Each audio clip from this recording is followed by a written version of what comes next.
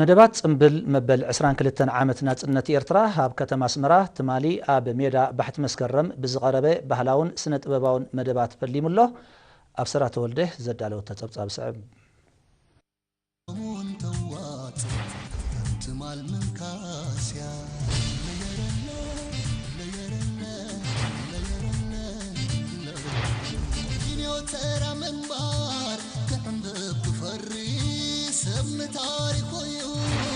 زنبر أمدري نفسها جنحكاكا حفاش كتبلي سوون تدليا لك خمسة قبلي مخته مس بدهوتات ممليسو زترنعن زخلعن ኤርታዊ ክብሩ ኮይኑ ናብ ወለዶታት ይሰጋገር ከም ዘሎ ኣውሽጥን ወጻን ዝርከብ ዜጋ ንበዓል ናጽነቱ ዝገብሮ ሰፊሕን ድሙቕን ምቅራባት ድማ መርኣያ ናይዚ ከም ዝኾነ ትማሊ ኣብ ሜዳ ባሕት መስከረም ንዝቐርበ ባህላውን ስነ ጥበባውን መደብ ዝተዓዘቡ ገሊጾም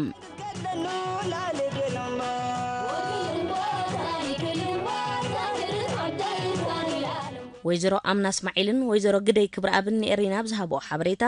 ህዝቢ ኤርትራ ንናጽነቱ ብትካቦ ዘይኮነ ብሉጻት እናኸፈለ ብኸቢድ ዋጋ ከም ዘምጻን ከም ዝዓቀባን ስለዚ ድማ ዓመት መጸ ብርዝነት ከም ዝጽምብላ ብምግላጽ ኤርትራውነት እናሓደረ ዝኹላዕ ሕላገት ዘይተጻዓድድነትን ስጡም ሓድነትን ኮይኑ መመሊሱ ይደምቕ ከም ዘሎ ገሊጸን ብጣዕሚ ጽቡቕ ዓመት ንዓመት ኩሉ ሻዕ ኸኣኒ ብናጽነትና ብናይ ዓድና ኸኣኒ ንሕበን ንሕጎስ مسواتنا تخفلوا لدقنا احواتنا بتعمل حقوس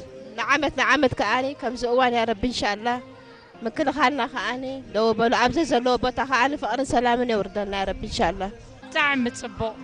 دسي بلاني قاب كله قبل كذا لخ اريتراويت بمخانس بتعمي ازخرع هواني بتعمي نحبن كم زهن راخه لنا دسي بلنا بقلصمنا زرخبنايو دمنا فسسنا زرخبنايو سلازخونه بتقرنا ططو سلازبلنا نحبن هو دسي بلنا نخرع አቶ አማኑኤል ተክልዝግን ወይዘሮ ከድጃ መሐመድ ንጉስን ብግዲኦም ድምቀት ጽምብል ናጽነት ንሓድነት ህዝቢ ኤርትራ ዘጉላ ሓጋጣሚ ምዃን ብምምልካት አንጻር ህዝቢ ኤርትራ ዝፍተን ኩሉ ዓይነት ተጻብኦታት ፍሹል ከም ዝኾነ ብዝሓለፈ ክምሃር ዘይደለየ ካብ ጽምብል ናጽነትናን ኣብኡ ዝርአ ጥምረትን ድምቀትን ይገንዘብ ኢሎም ሕጂውን ሲ ትረፍ ብኽልተ እግርና ረጊጽናስ ብሓደ እግርና ረጊጽና خلنا خمان ተዓዊትና ኢና ስለስና ዓና ሰልሓን ደስገ ነገር የብልናን ኣብ ሃገሩ ምስ ህዝቡ ኮይኑ ንገስጋስ ምዕባለ ሃገሩ እናተዓዘበ የብዕል ስለዘሎ ፍሉይ ባህታ ከም ስምዖ ዝገለጸ ካብ ሽቱትጋርት ጀርመን ዝመጸ ኣቶ የማነ ዖባ ገርጊስ ድማ ኣብ ሙሉእ ሃገር ብሓፈሻ ኣብ ከተማ ኣስመራ ድማ ብፍላይ ዘሎ ውቁብ ቅንያት ጽምብል ንናጽነትና ዘለና ክብርን ስለኣ እንኸፍሎ ዋጋን ዘጉልሕ ከም ዝኾነ ኣስሚሩሎም ناتناسي فليز بلايو أنا دقرمن انتلو كاب نا كله عالم ما ملش إن هذا ما قد خيد له دقرمكي ولا عالم بخلي رأينا بريت هزبنا حقوسيو كاب شافنا بشاف كاري سقاب عسب كيدا كله تعذيبه ولا مكرقالنا تصبوا الله كله تصبوا الله تصفو هزبي تصفو حالتات تصفو كله معنا ذهب بس من هو هم خايد بالأنا مسلايو نسبة إرترا ذهب نمن هو نبحك زي هزب زي كتري أقول لخاسي مليو فنان دبكا حجوز دبكا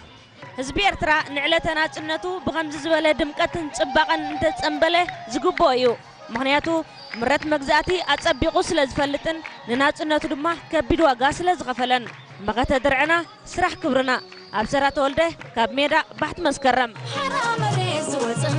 ባንዴራ ደቃይቅና ተይታዝበላጸ ملاخ سببا مركوز نازنات حوار يا فتحي ريس عرن درحمة سلالو للسلام يرنا بانديرانا